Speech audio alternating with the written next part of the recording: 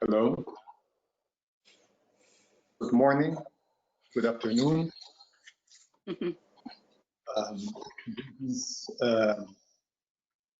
This webinar, Loss and Mourning in Times of COVID-19. I am Eduardo Castelumendi, and let me talk about this topic. Since its beginning, psychoanalysis has undergone theoretical clinical transformations in the face of subjective changes and the new demands that arise from them. We have all recently experienced significant changes that affect both ourselves and our patients. Therefore, the aim of this webinar is to think about what type of changes analysts have experienced related to being in contact with a new and unknown virus and situation, in fact. A virus that kills mostly old people, less privileged people also, that is very contagious and that can lead to isolation and loneliness for those who contract it. In death, if death is such a difficult thing to assimilate in the Western world, if farewells are so painful and difficult to go through, how can we face these situations during moments of COVID-19? The pandemic has restricted our rituals. Wakes cannot be held and social distancing affects funerals. How mourning and loss is processed is what we will think about together during this webinar. So in this presentation, we have the presence of Marina Altmann from Montevideo, Uruguay, Cordelia Schmidt-Hellerau from Boston, United States, and Lesley Caldwell from London. We will have the presentations in this order, and then we will have time to talk among the 3 or 4 of us, and then it will be open to questions. So let me introduce Marina first. Oh yes, in the panel. You know how in the right side of your screen you have a panel where you can write your questions. Pressing the orange arrow, it opens, and then you can pose your questions, which are going to be read in the third part of this presentation. Let me present then Marina Altmann. Marina Altmann is psychoanalyst, master in psychoanalysis in children and adolescent psychoanalysis. She's a full member and training analyst of the Uruguayan Psychoanalytic Associations, currently chair in the Clinical Research Subcommittee of the IPA Research Committee, and former chair of the Clinical Observation Committee. She has received the Sigourney Award in 2017 and won the biannual Exceptional Contribution Award from the Research Committee of the International Psychoanalytic Association for her research in verbal and non-verbal interactions in the mother-baby psychotherapeutic process. The papers that are going to be presented just as notes are available to you, so you can look at them or download them if you want. There are references. Okay. So, Marina, please. Thank you. Good afternoon for everybody. It's a pleasure to be here with all of you in the audience, which we could not see, but maybe we will interact. I want to share some of my thoughts and maybe questions that arise from this coronavirus situation, but it has to do with my background as an analyst, but also as a researcher in mother-infant interaction. So I want to underline that. Loss and mourning belongs not only to our inner world, but also to the world we experience and share with others. As a member of a country, a community, as a member of a family, person, and also in our analytic functions.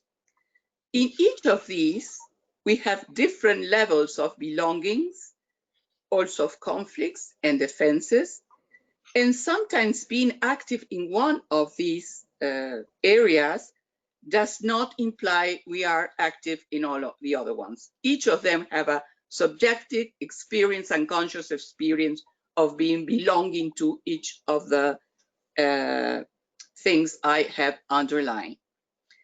I belong to Uruguay, and in this context that I am observing this coronavirus epidemic and how is it happening, and what is the experience of loss and mourning, and how is the appearance of new objects.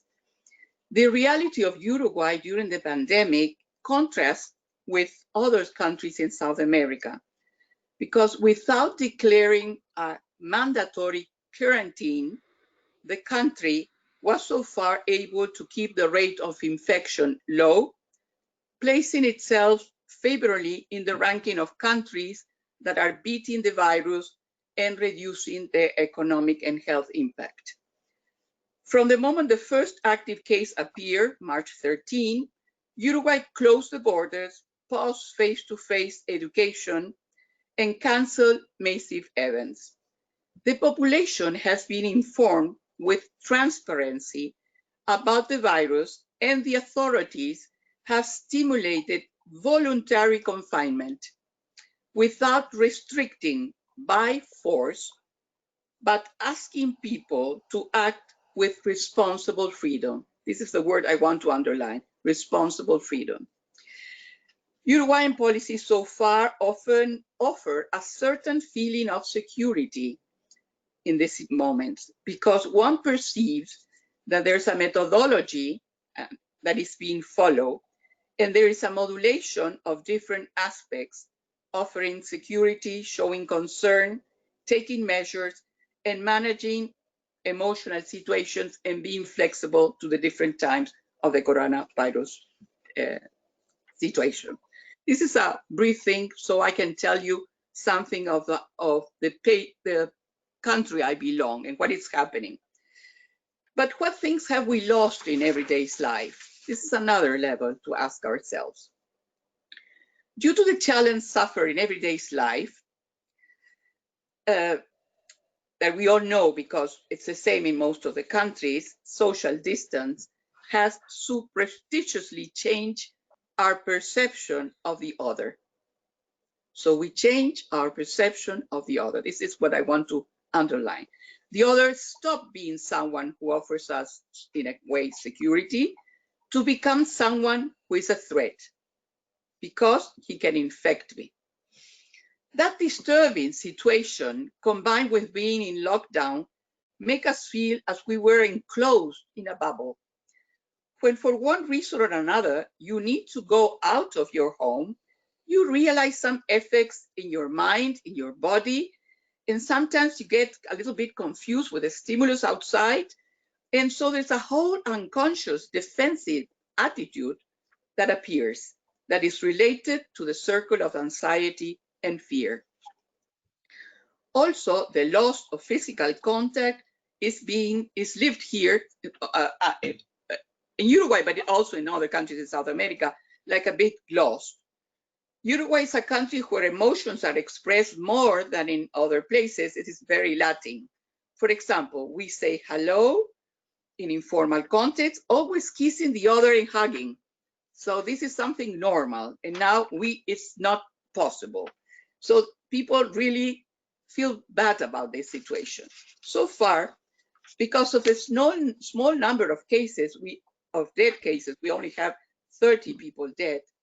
Uruguayan population is not experiencing terror for high mortality, which other countries have suffered. However, the threat of death is present, and it has several effects. So we are in a difference between the fantasy of death and the reality of death lived in other countries. I consider that this situation, when there's a threat of losing one's health of one's life is moving the attachment systems. And I find at this moment that the attachment theory, some aspects of the attachment theory, I'm not talking about whole, really are useful to cope with some of the challenges we have at the present times. Also, each individual has his own characteristics and vulnerability before traumatic events of loss, depending on many things, hereditary things, a possibility of integration with somatic and psychic functions, defenses, capacity of reorganization, resilience, many things. We could say that in Uruguay, we are mostly facing micro-traumatism of daily life. And we can link that to what happened in early development with the mother and the baby, when different situations may be described as micro-traumatism. So in mother-baby interaction, they talk about the interactions that the mother with the baby are not possible, and every day something it's marked. It's I don't know the exact word in English. It's underlined, and these are micro-traumatism. So this is something that is happening, I think so. I see it in Uruguay, but I'm sure that it's seen in most of the places. And it's a different concept that talking about a big trauma. We're not talking about the big trauma, we're talking about micro-traumatism. We are aware also of differences in losses too. It's something very general now. Many people lose a job now, to lose a family member, a friend, or to lose one's own life are all very, very different scenarios, which affect our psychological capacities in many ways. When the situation changes, the way to live the world is much more threatening, and factors come into play, such as psychic defense factors and also these attachment systems that are activated, I would say. To see the losses and feelings of grief, we have to see the emotional process of anxiety and fear in each individual. And this regulation of emotional states occur through the figures of attachment, which helps the regulation of the physiological and emotional states that are in this moment. They are reciprocally based on the proximity between people, but at this time we are considering of valuing distance instead of proximity, when in fact in time of loss, proximity is usually of great importance. So from this perspective that I selected today of the attachment theory, when there's a loss, the first thing you feel is a need to recover the lost object. In this case, in Uruguay, human losses have not been so many, but we have suffered the loss of habits, of jobs, and other things, situations in the different areas of the individual. After the loss, a second moment of very painful disorganization arises, where the relationship modes that are configured with the lost person, habits, or activities must be abandoned in order to have the ability to address a new object with which new relationship modes will be established. So I will underline this. New relationship modes will be established. We have lost, mourning, but also the new relational modes to be established in interaction, two persons in interaction. We have lost the possibility of working with our coach, but we have reorganized a new object, a virtual coach, establishing a new way to relate also. Coronavirus brought in our in our consulting room, a word shared with our patients, trying. Patients, things are not forever, death is part of life, and we don't know when it will happen. So, different images of anguish, anxiety, and depression connected to different moments of loss, some connected to transgenerational war trauma. Also, past separation anxieties arise, related sometimes with lost parents or other separations in the past, which in the present moment are worked through the transference and contra-transference situation. Mourning contains, in this in this way I'm presented here, in addition to its intrapsychic place of processing, Freudian and Kleinian, which are included, of course, a diachronic complex not only of emotions, but also of changes, of cognitions, of behaviors, of relationships that occur both in oneself and in the other. This is why at this moment, I'm finishing, everything related to our bonds, to society, to community takes relevance. When losses are elaborated with others, one feels much more supported. Getting ahead depends on the reflective capacity that the individual may have that can elaborate the affective situations in one and in the others. Thank you very much. Thank you very much, Marina.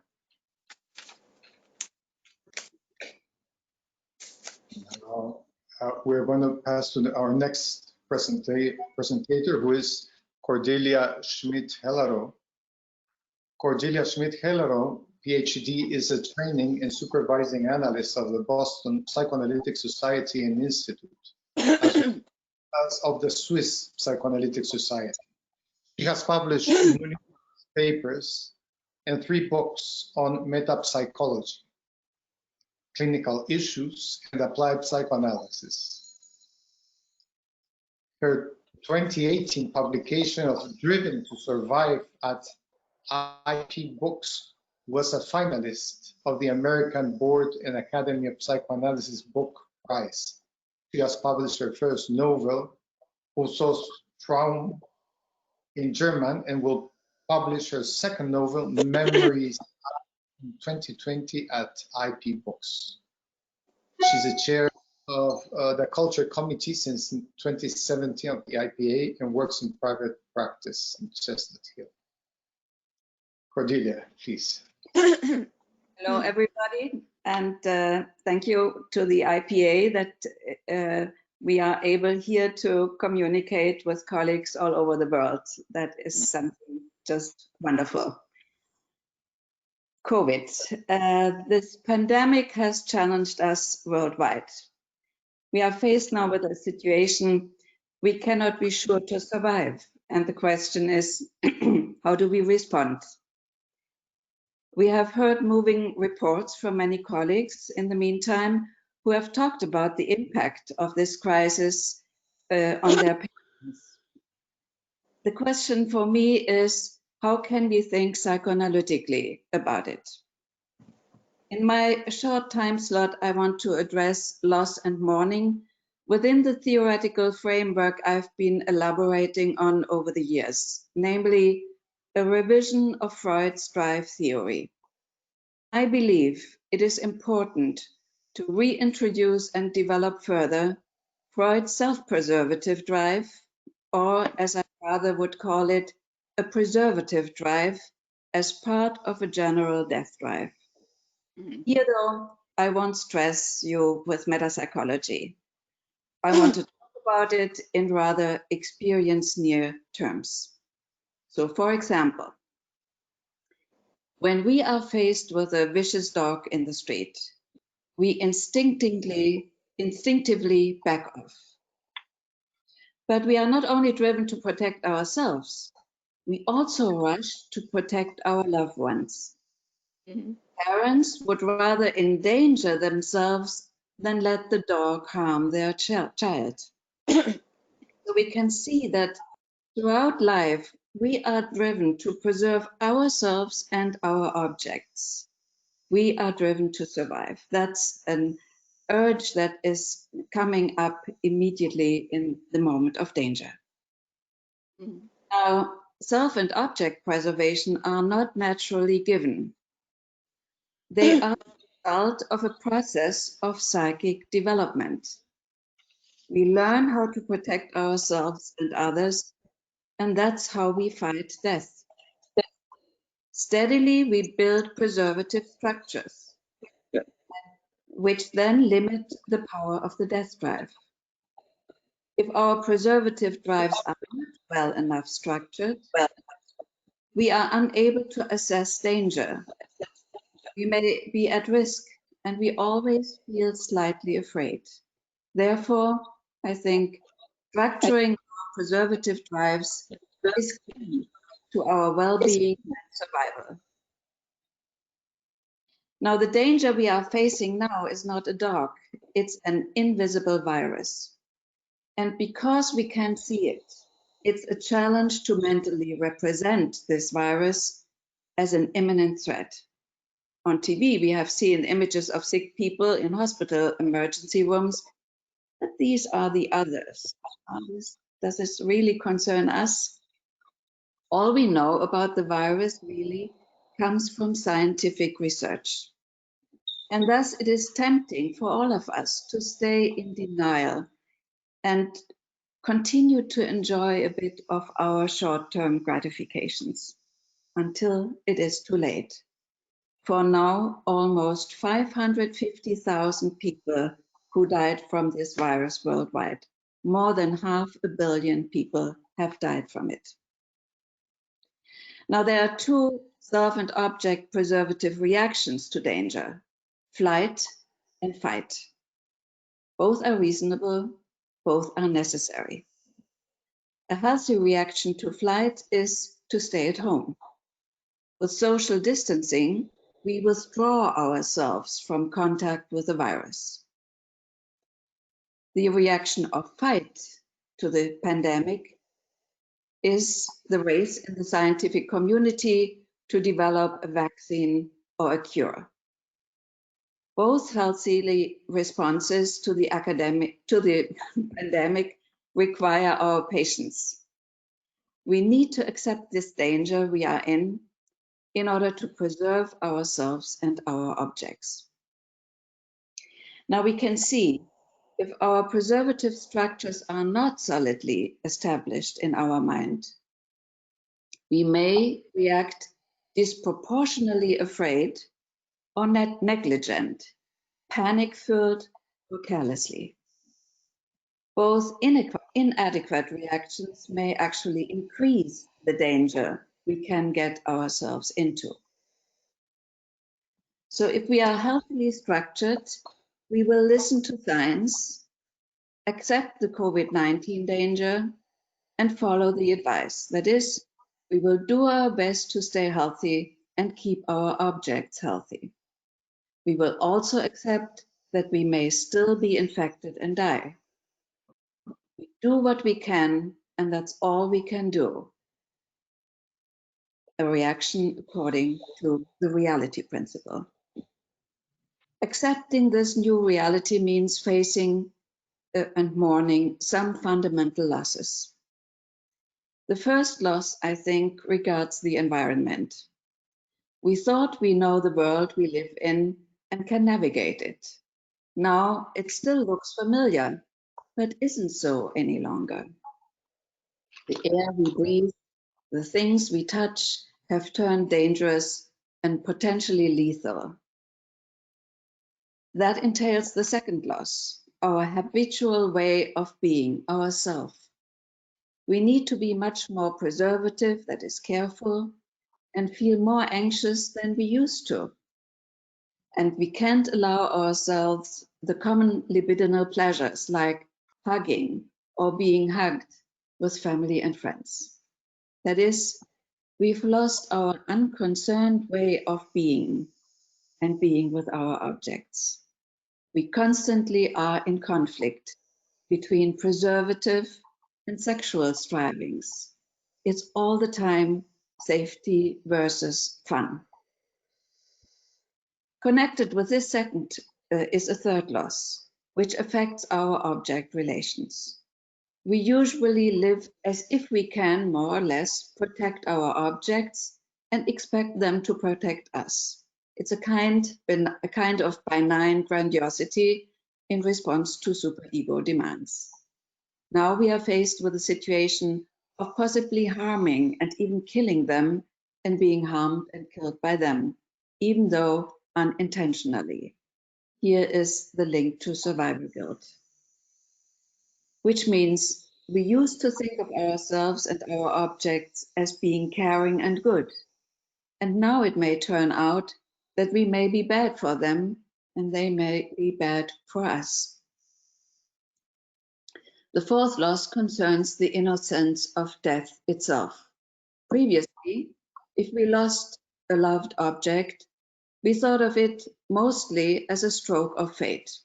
We blamed age, genes, a disease, an accident. However, death from COVID-19 somehow drifts into the complicated field of homicide and suicide. We can't help thinking, where did they get it? Blaming the deceased for not being more careful, that would be suicidal. And who infected them, including, was it me? And that's the homicidal aspect.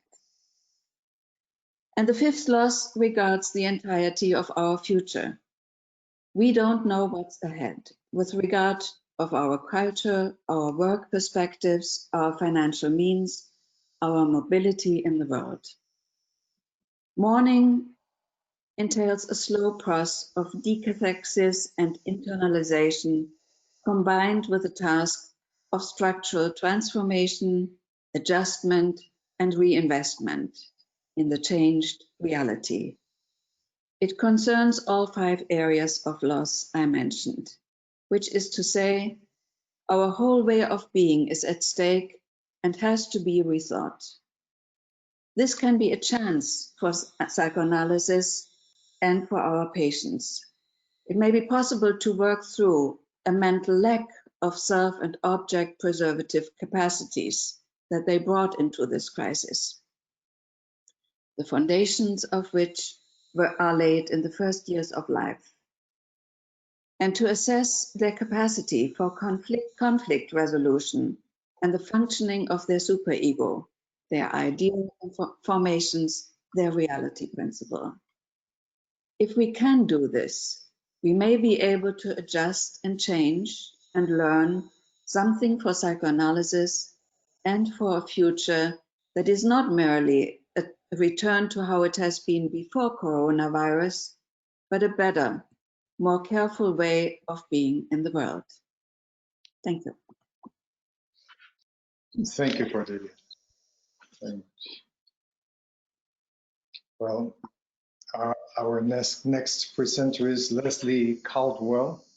She is a psychoanalyst of the British Psychoanalytic Association in private practice in London.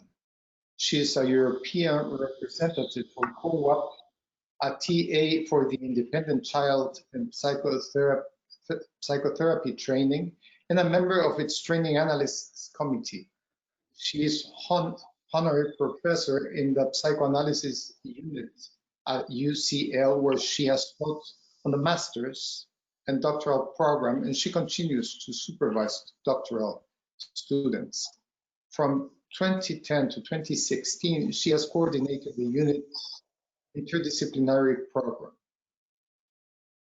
She has worked with Helen Taylor.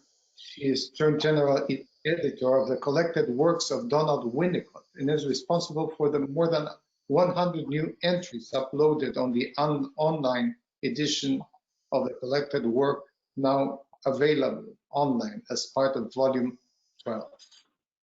Especially interested in analytical communication, the use of the silence in the session. So please, Lesley, we can hear you. Thank you very much, Eduardo, and thank you to the IPA for inviting me to join this panel and share our experiences. I'm talking about the specific situation of my own retirement, which is happening next week. I had given my patients notice of that retirement a couple of years ago, and I haven't replaced analytic patients over the last 3 years or so as they finished. The patients that I have, therefore, are few. I think ideally none of them would be finishing now, but given that constraint of my decision, they have done considerable work towards the fact of their finishing. In this ordinary situation familiar to many of us, the COVID virus inserted itself and has had to be taken account of. Most significantly, it means I haven't seen my patients in the consulting room since March, and I have been working by phone. I made a decision not to begin the Zoom regime. Over the Easter vacation, I had a thought. I spent some time wondering whether I should postpone my retirement, but I decided to continue as planned. And given the way that the pandemic has been unfolding, I actually feel relieved that I opted to continue with the original choice. Now, many of us have commented on just how exhausting the work online and by phone has been for us compared with the reality of the consulting room. And this experience has overshadowed the other meanings of retirement that would normally arise for me. Working without the familiar presence of my patients, without their accustomed ways of sharing the transitional space that's the consulting room, the idiosyncratic ways they come into the consulting room, how they make themselves at home, how they lie on the couch, all of those things that constructs a we working together in the consulting room has gone. And a future loss, now only next week, has confronted both them and me in this partial but very real loss that has been in operation since March. For me, the absence of the setting in which I learned to be an analyst and where I was a patient myself has weighed quite heavily on me. I've been surprised at just how heavily. But one of the things that has made me realize is what a profoundly different life lies ahead for psychoanalysis in the future. And a part of me, only a part, is relieved that I will not be involved in the necessarily drawn out return to what is going to be a new normal. As both Marina and Cordelia have said, we are not going back to what we had before March 2020. Now, initially in the consulting room, I found myself verging on the compulsive in my determination to sit in my chair behind the couch, awaiting the phone call that would begin every session. And itself, that new situation opens a very different situation with one's patients, because given the reality of the external situation and our new reality of sharing that external situation in a very real way with our patients, a world of fear and uncertainty, their questions about how I am and my answering them acknowledge a different real external world that is providing the context for our sessions. Now, after some months, although they are still a bit anxious, still concerned about me, they are less so. Given the physical difficulties that at least two of my patients face, I feel equally concerned about them. At times, this has made the encounter in the consulting room between external and internal worlds far more complex in the how and the why it appears in particular combinations at particular times, and in how I might take that up. Over the months, I've become a little less compulsive, a little more mentally fluid, I think, in my way of inhabiting alone the actual material space that I share and that I share with them in a different way. But I'm still in my chair. It feels different, but what I realize is that I'm sitting there primarily for me. It's an enabling routine for me, and I hope unconsciously there's a resonance with my patients. No patient has asked where I am, actually, and in itself, that too, I think, is worth thinking about. I have no doubt that the internal setting can withstand non-bodily presence, as I experience my patients coming to terms with their sessions in their own homes, in their cars, in their garden sheds. But as with any change in the setting, different issues are freed up or closed down with different patients. And I don't think in the future we can dismiss these differences and the extra information they've given to us all. They can and must contribute to our future practice. Does a clearly external change matter? Does it matter that I can no longer place my patients in a recognizable location?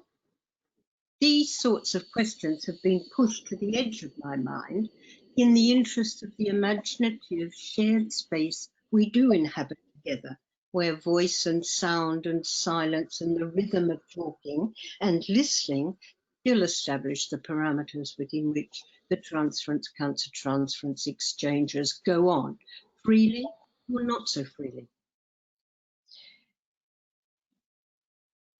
My patient has lost the actual, but also in a way, the symbolic space of the consulting room and what its materiality has represented for them over the years.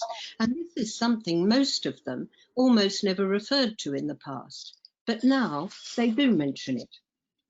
And for me, it has prematurely come to be my space alone in one way. But what I have found, and I imagine that this is the case with all those who've retired, it seems also not to be shared only with the patients who remain, but with the presence of the patients of the past, of other endings, of the good endings, of the incomplete analyses, of the absolutely failed treatments, and so on. It seems all of this seems to be rendered more poignant because my patients are not there physically. With the reduced array of sense data, of bodily impressions that form such a wellspring of potential information to us, always available to us in our heightened awareness to our patients, the extraordinary richness of these resources so underscores the impoverished vocabulary we so often find in our ways of speaking, with its concentration on the analyst's mind, on the primacy of our patients' minds, in their arriving at a more extended but also more realistic sense of their place in the world and how to inhabit it and live it fully. This has been so heavily underlined by the absence of bodies, their body, my body, with all that the body carries of the person. We are so accustomed to working with the gaps, the absences, the lack of symbolic capacities in our patients. But in this time, since March up until now, it is the missing physical bodily contribution to those symbolic capacities that I have been most struck by. I hope that the experience of inhabiting what the analytic relation continues to offer for each patient, different but the same, over these final anomalous weeks will be good enough.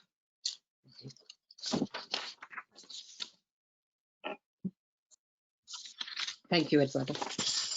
Thank you very much, Lesley.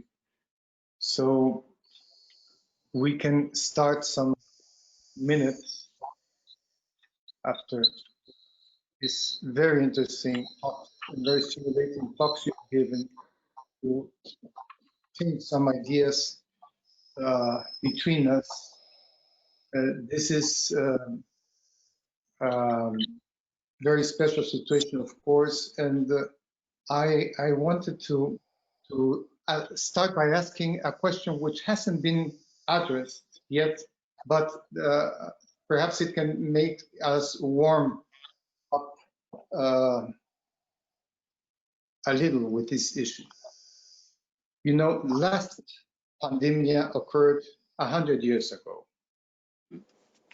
How is it that we haven't been conscious of the risk that it could happen again?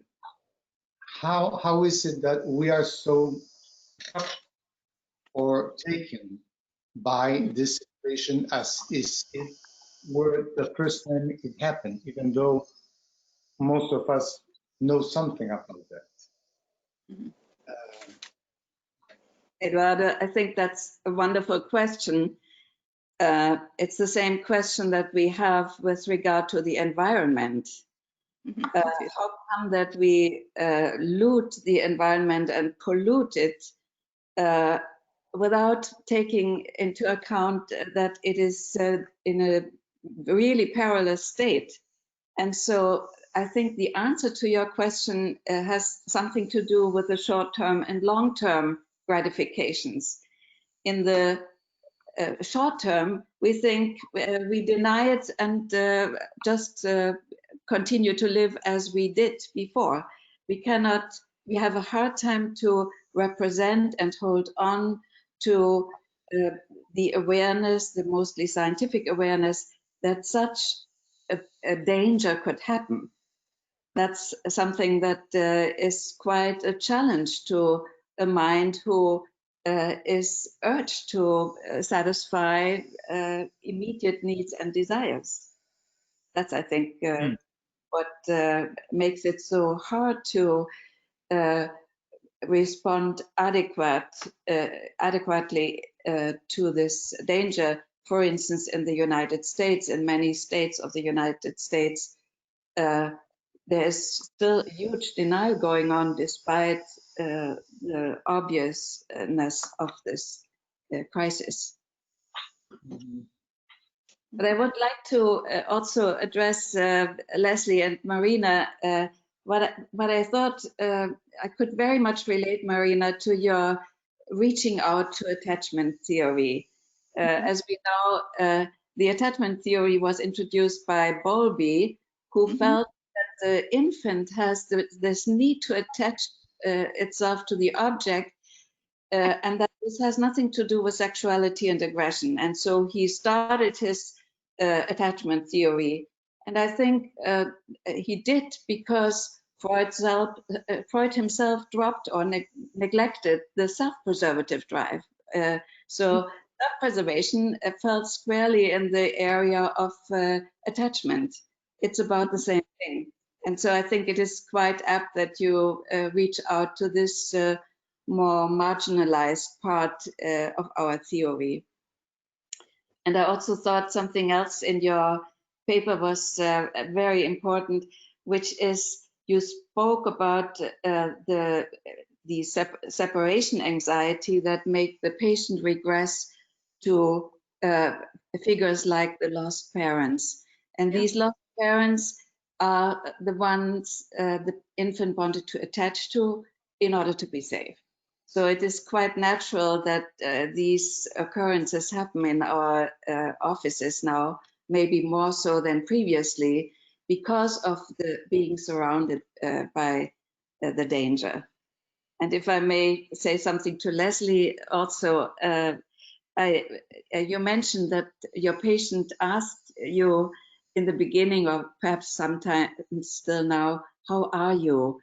And I think that's quite an appropriate question. We are all a little bit more concerned about the well-being of our analysts and of our patients. So the question is a question of these times. And I felt it was particularly moving when you talked about being in your space alone. I think you, as well as your patients now, are challenged with prematurely, basically, internalizing what this connection with between analyst and patient had been all along, concretely there in front of the eyes, and is now removed to only the sound. So I think that is part of what we are living through now. Yes, I think it's not just me, but everyone. But because I am retiring, it has speeded it up. But I think it's like a snapshot of the more general situation for psychoanalysis in the future and for everyone. So premature for me, but anticipatory for all of you, really. Okay, so I would like to maybe take some of Cordelia's things about attachment. I think it's true, the attachment theory doesn't get into the sexuality and all the other aspects, not aggression. It includes a lot of aggression in the responses of attachment.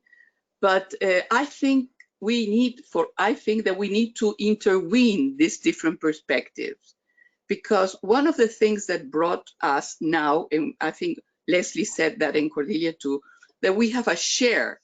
We are sharing with our patients a common world. This world that Eduardo was talking about, the pandemia and the things we didn't take care.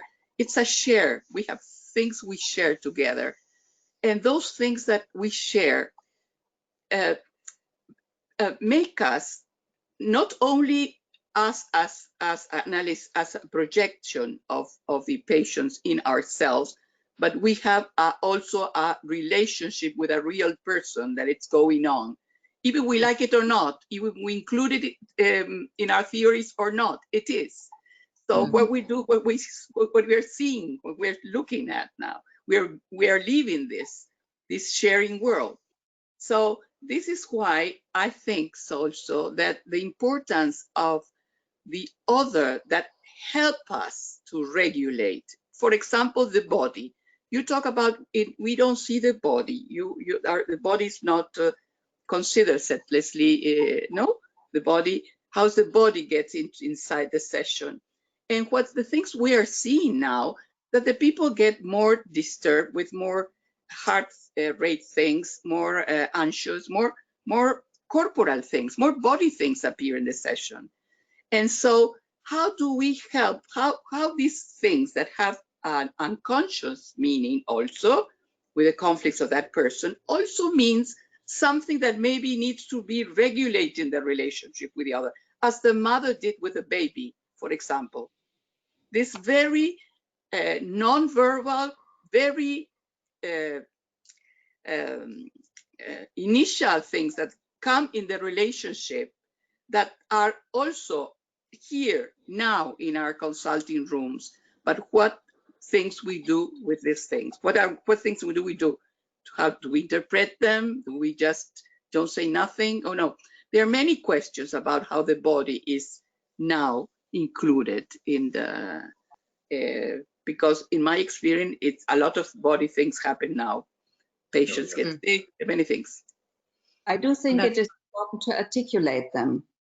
Not to speak to them would, I think, be a mistake. When you mentioned the mother-infant situation, the mother says, you are hungry, I'm coming, you are cold, I take care of this.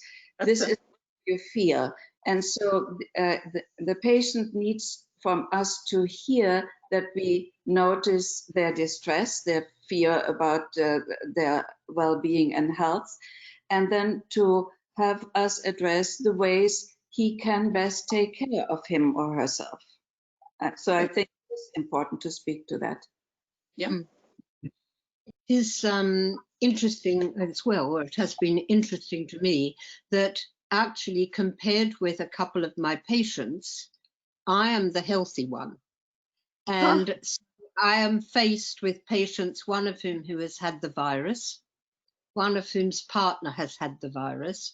And so a situation, a real situation, also is very, very present in all our sessions. And I thought that one of the things that Marina raised at the beginning in a very helpful way was the way in which, out of this crisis, and in some countries, in Cordelia's disaster, and here it's been pretty disastrous as well, there is the possibility of the appearance of new objects.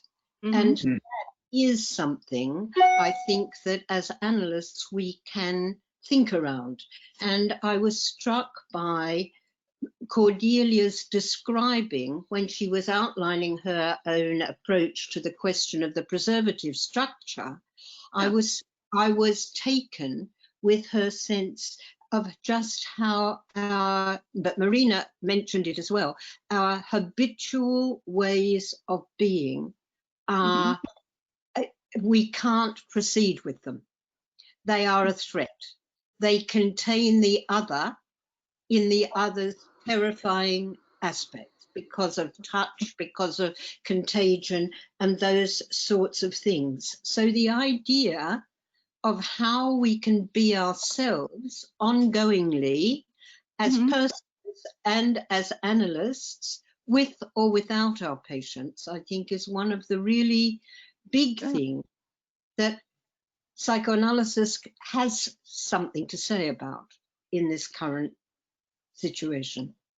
Yes. And thank you to both for your raising it, really. Right. I totally agree with you, Lesley. It comes up, for instance, when recently a patient of mine who does not want to speak with me on the phone or on video, she emailed me and said, when are you reopening your practice?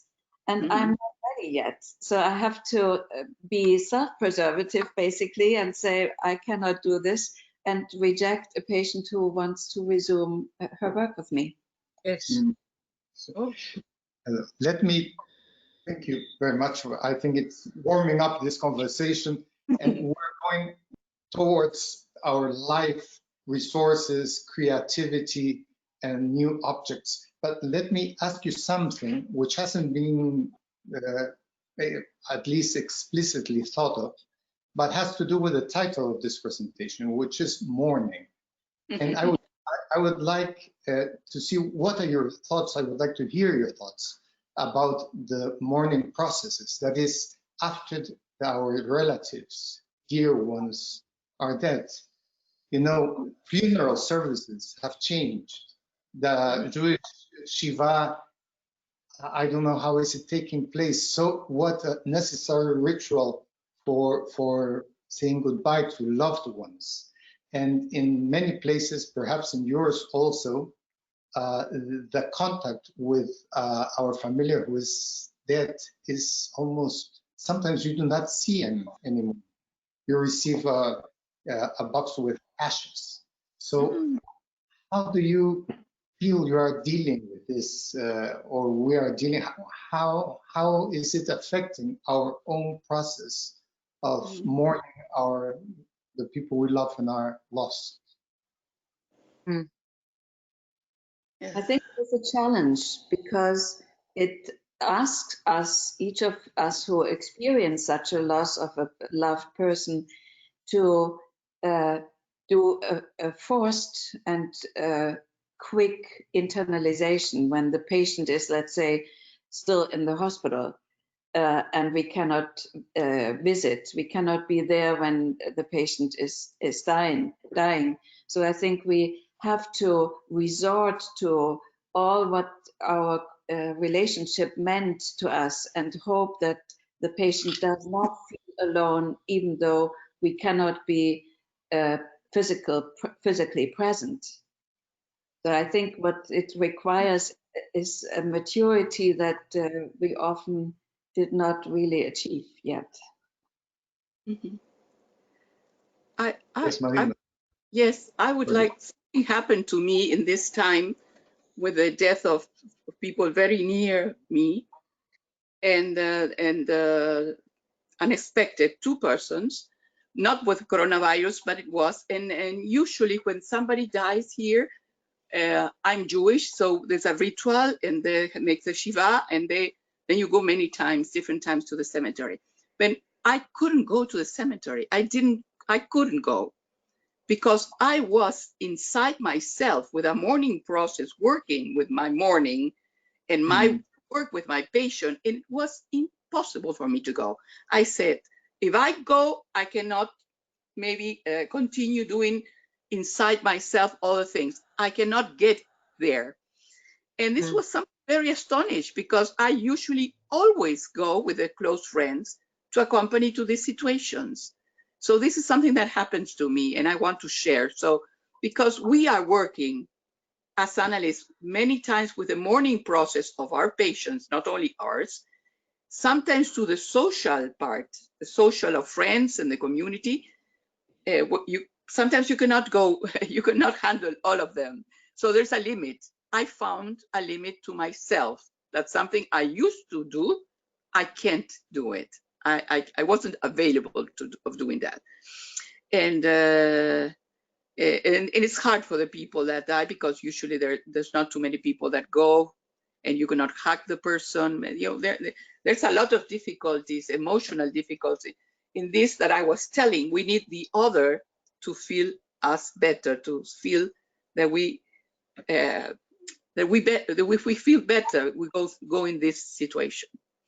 I don't know if I could express myself well. You have Okay. In London, people have not been able to follow the rituals of burials and deaths either. And that has been a huge loss. And in one way, one of the most publicly spoken of losses, that people cannot touch their loved ones in the hospital. They have to leave them at the door of the hospital. Patients are alone. Their partners or children or parents are also alone. And if they die, until now, it has been impossible for there to be funerals of any kind. So I think, as Eduardo was raising, there's the question of what kind of rituals are we going to adopt in a situation where death is much more omnipresent in the West than we have really wanted it to be in our conscious minds. And I've had no one of my loved ones die, but I shared with one of my patients, the analyst who referred her to me, and died very suddenly in COVID-related circumstances alone. And so there was no possibility of a public ceremony. Perhaps there will be in the future. But with one of my patients on the phone, there was a sharing, which was very important to me, actually, as well as to her. It is incredible how the phone works. But regarding this, remember that one of the most important signs of consciousness appearing in the human species is the finding of the burial rituals. No? So we're talking of something which comes from very, very old time. I want to read a question of the people, one of the persons who is attending here. The urgency of many social groups to return to a former way of living, pre-COVID daily way of life. There is an incapacity to mourn and lose that way of life. How can psychoanalysis contribute to society?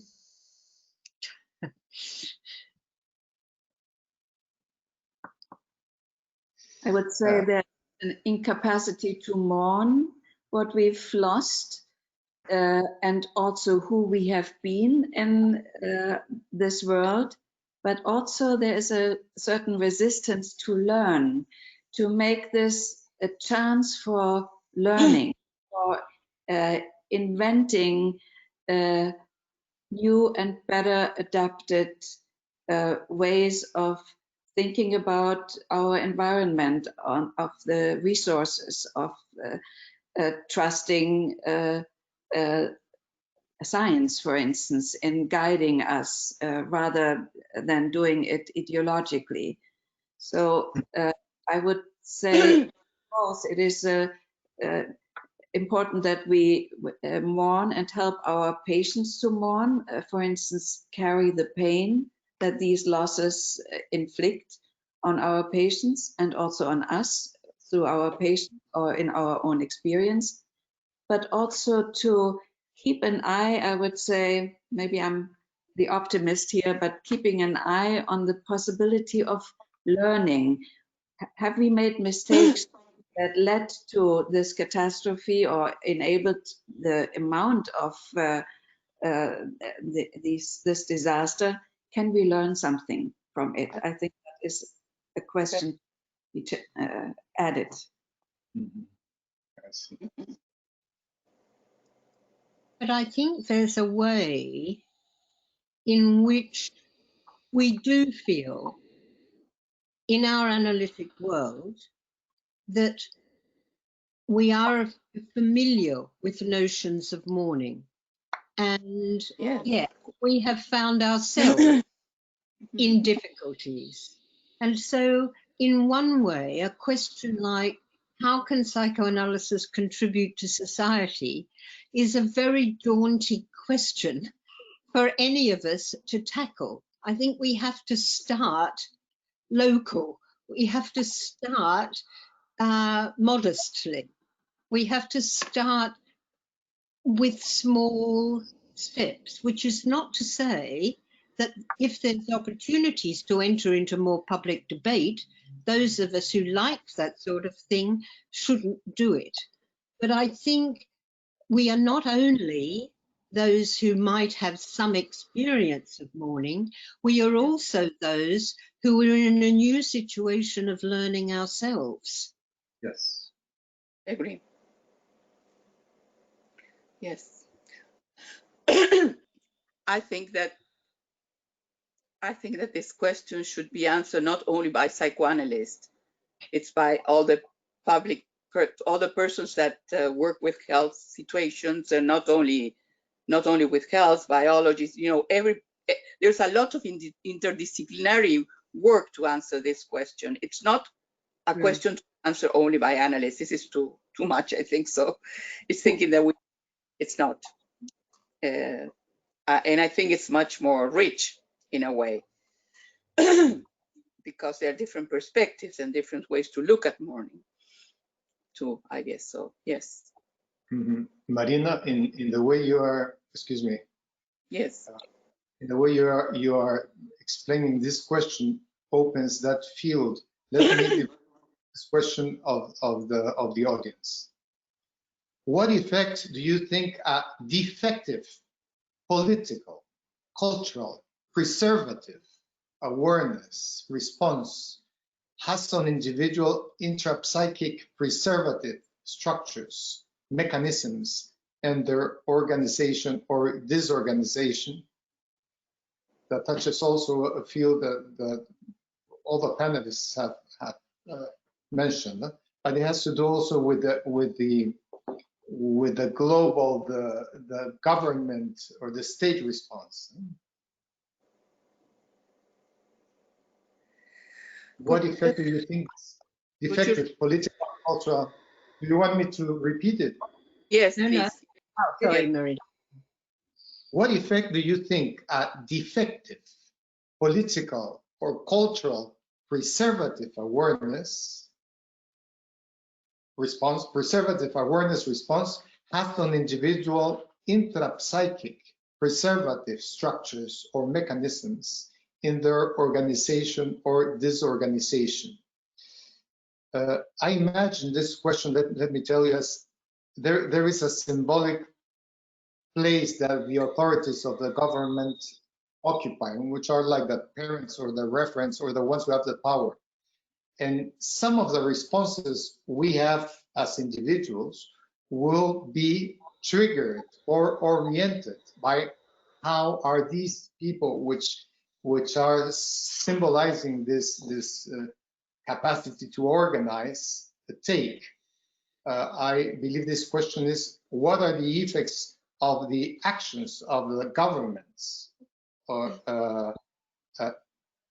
us in our own preservative mechanism? I will, can I talk? Yes, ma'am. Yes, I will talk this from the experience or the way I understood it in Uruguay. For example, the possibility that the government, the authorities, the actual authorities have a group of assessment of scientific which were the persons of different political places, but they were scientifics, gave us, they assessed the government in the method, in which method to follow. And this was very important because in Uruguay, the doctors and the scientific produced really a change in the social, for the community.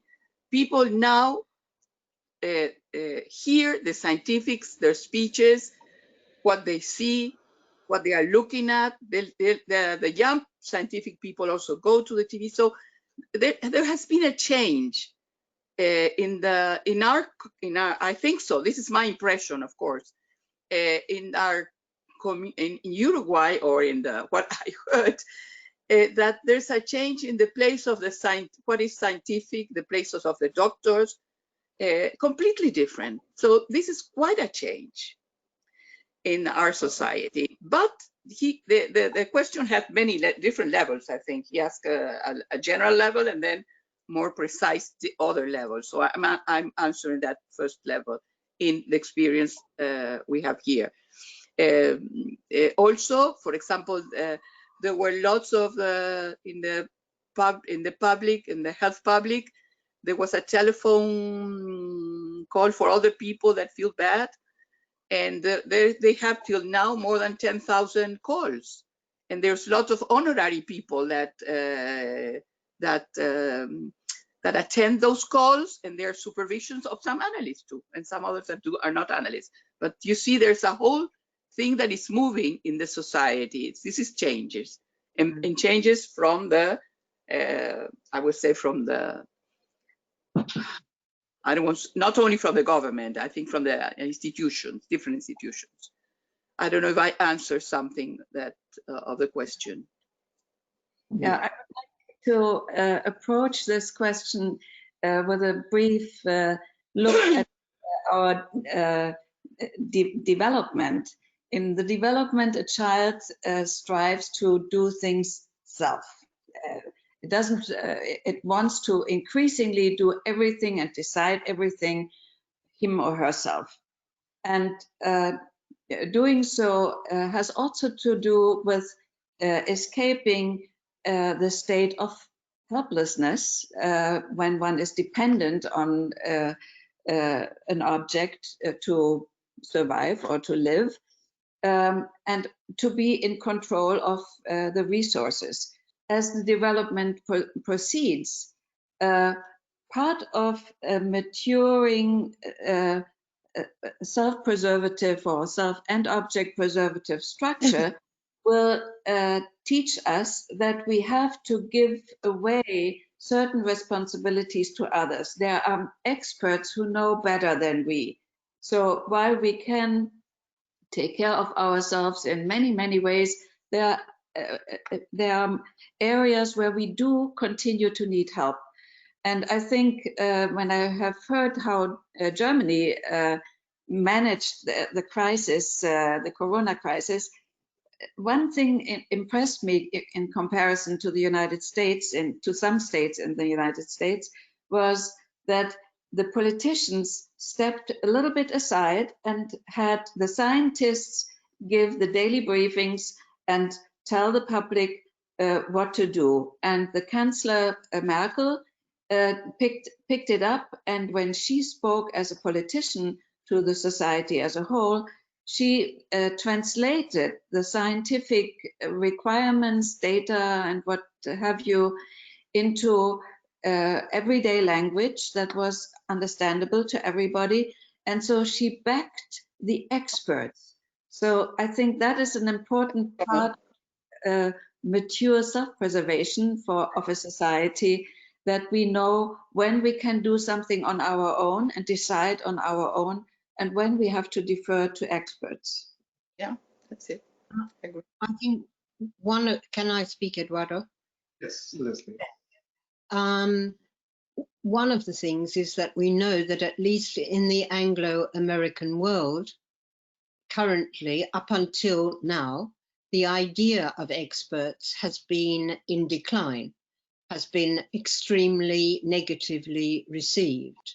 Oh, And That's one of the ways that the coronavirus situation has brought experts back and given them respect is precisely in the way that Cordelia and Marina have outlined. But in England, and I think more particularly England than in Great Britain, mhm.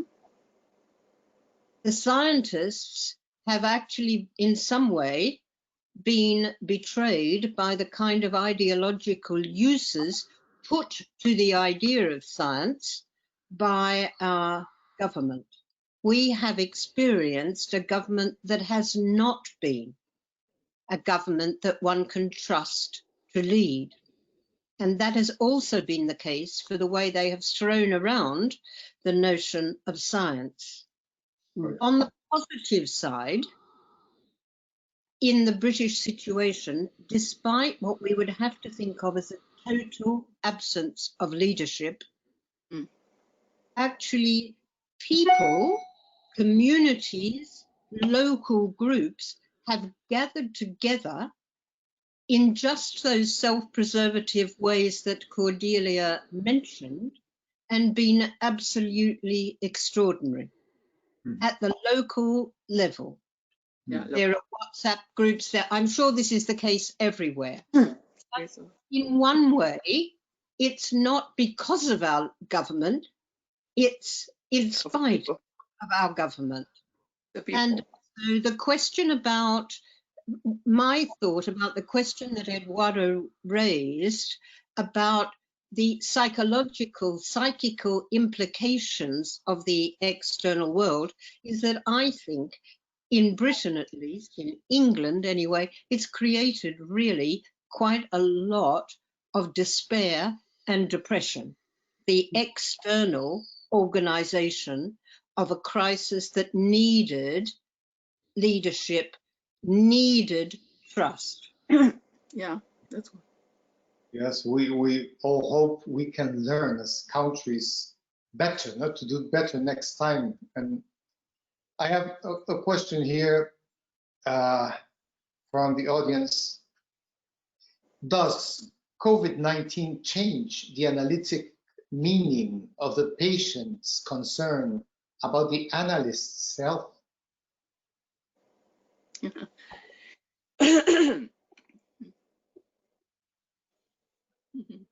I would say it does not necessarily change it. It brings it perhaps more to the fore. I agree.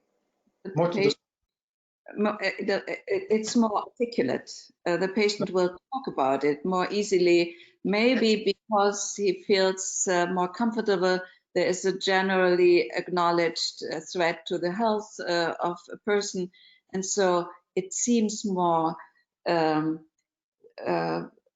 normal or natural to be worried about the analyst, while previously, when there was no such possibility to worry about the longevity of the analyst or the health situation, seemed more neurotic, and the patient may think, I don't bring this up because it's probably nothing.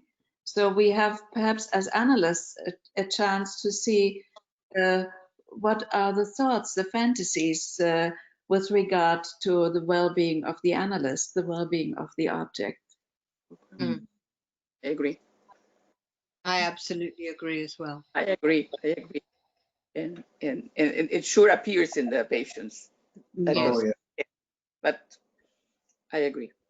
And But I wonder whether one of the things, this is a slight sideways step, but the fact of the pandemic and its reality, the fact that we share a climate in which we are aware of death in a different way, means that the health of the analyst or the health of the patient or whatever are things that may come into the consulting room more than they did.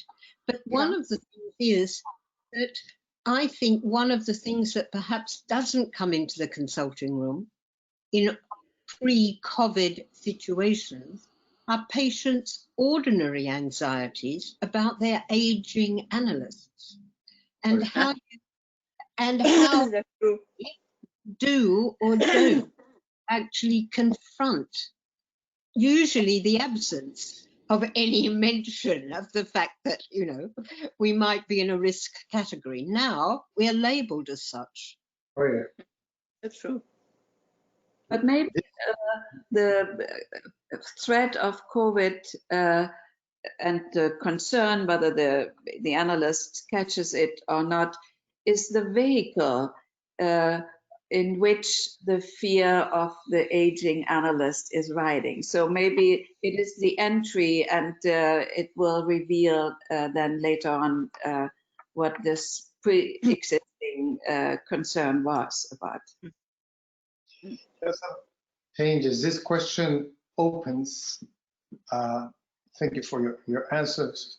This question opens like an imaginative new psychoanalysis. What are going to be the changes and developments in the psychoanalytic practices to come? Do you think this situation will generate new theories? If I may say, I would hope that it will expand the theory of the preservative drives, because it gives us a lot to study now. I'm not sure whether it will result in new theories. It's possible.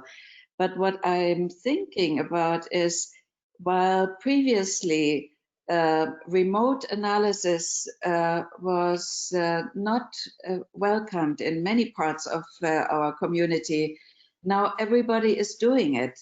And I always think it will be hard to step back. It will be hard for a society or for the IPA to argue that what has been done and be considered valuable for months, we don't know, it may go into next year till we have a vaccine, that what was well and okay for all this time, all of a sudden is not okay anymore. So I think as an organization, we have to reflect on how to think about remote analysis for patients, for candidates, for control cases. All of this will be an important thing to think about.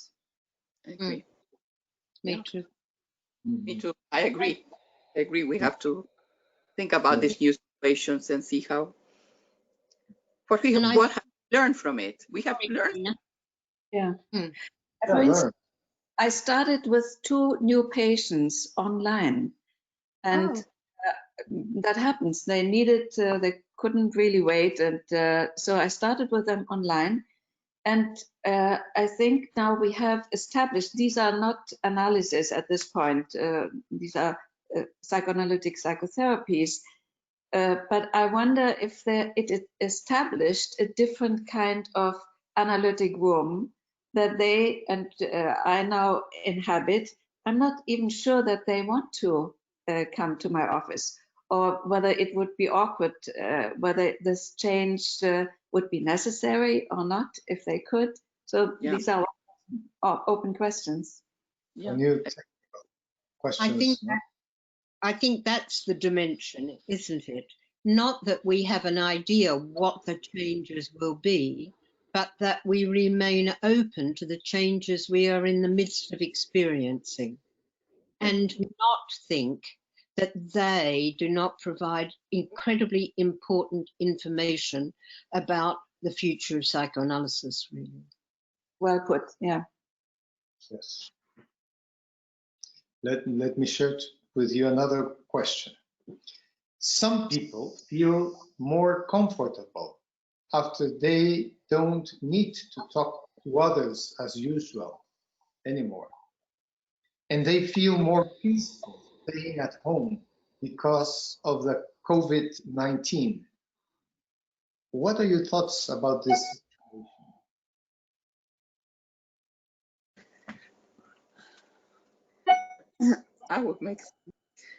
I think that maybe this situation of being at home, it's like everybody had to slow down, not to rush in as usual in life. So this slowing down permits us and permits the patient to gain other things that sometimes they were just covered with the running of life. So this is something was good. I think it was good to stop and see that we could live life in a different way. It doesn't mean that you don't have to to interact with others, but it means that there are good things that could happen with not so many things that you do. And that's what we are all learning about that. I think so. And also, we have seen many persons and many families, some of them that have to stay with their kids. Some of the families was very good to be with their kids in their house and have a different now everyday's life. For others who live in very small places, no, because there was a lot of violence, also and aggression. There's another problem, but there are also good things. I think so. Yeah, I would agree with Marina. It can be healthy to slow down. I think for us analysts, we may always consider whether the preference of a patient to stay at home, maybe in extended ways, is a healthy way of rethinking things, or whether it is a defensive way of avoiding contacts with others. So our analytic mind will have to assess that and address if necessary. Yes, we could not generalize because there are different patients and different organizations, like an organization that needs different things, of course. That's right. And loss and mourning are very intense situations we all pass through. We all live, and hopefully we go through them and hopefully become somewhat in some way better persons. We're talking about going back to the normal. Many people say when we go back to the normal situation, but the term here that has appeared, new normal, is, I think, talks about it better. Going back to before perhaps isn't what all of us would like to. But what are your ideas? We're almost finishing the seminar. We have 6 minutes. Perhaps we have a little more time. But what are your ideas, your thoughts? What would you like, or what do you think will change in favorable terms? For what is it? What may happen of good out of this loss and mourning process we are living? Well, I may say, with regard to the United States, where I live now for 20 years and am pained to follow the political situation in these past 3 to 4 years, if I see a silver lining of this pandemic and the havoc it wreaks in this country, I hope that the new government, which I hope will be a democratic government, takes the chance of rethinking many aspects of life.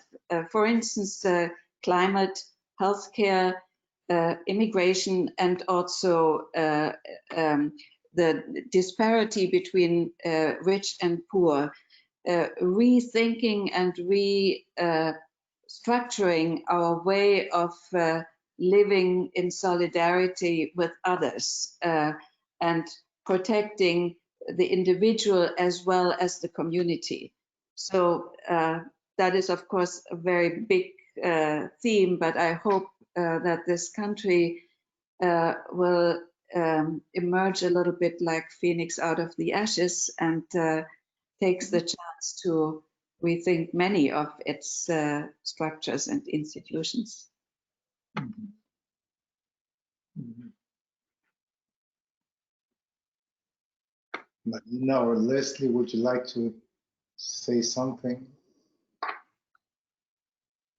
I was wondering, well, Eduardo, I was wondering what to say. I absolutely agree with Cordelia. I was thinking about the discussion we had about those people who have either had really quite a good lockdown in the sense of a privileged lockdown, like Marina said, and those who have been pushed to the edge by their living conditions, by their poverty, by the fact they don't have enough to eat, and by the fact that they are the disproportionate number of people who are dying. And in Britain, that is largely, the figures are also extremely showing the disparity of the black population, black and Asian population in deaths and so on.